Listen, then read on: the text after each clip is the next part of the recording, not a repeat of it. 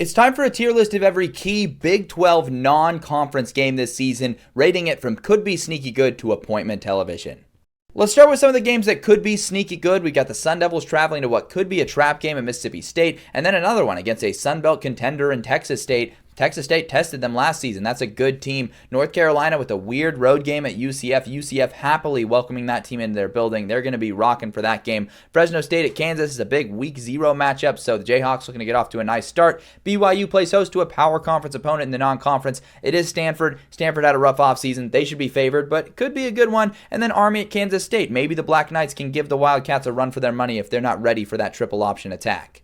But there's definitely some key swing games here, including Oregon State playing a couple of Big 12 opponents. They have to travel to play Texas Tech at one point, and Houston has to travel to Corvallis to take on the Beavs. Texas Tech will probably be favored, and Oregon State will be favored in that one, but in both games could be swing games for the Beavs, for Houston, for Texas Tech. Houston also has to travel to play Rice in that rivalry game that's delivered some solid results. West Virginia at Ohio. It's going to be a tough test for Rich Rod and company to travel to the defending MAC champions, and then BYU has to travel to play East Carolina. That is a tough group of 5 environment, and one that could bite the Cougars if they're not careful.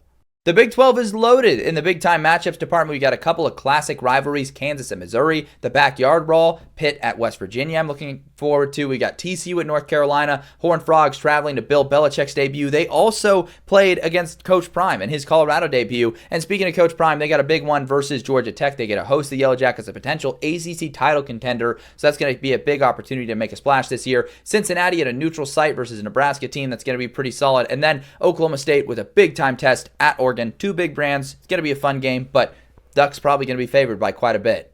In the must-watch games department, I'd say Utah UCLA, a classic Pac-12 battle. It'd be great to see that one get renewed. And there was like a little bit of a rivalry in the Pac-12 South when those two would play each other, and they were both good. And then we got the battle for the Cy-Hawk Trophy. Iowa State looking to make it 2 in a row.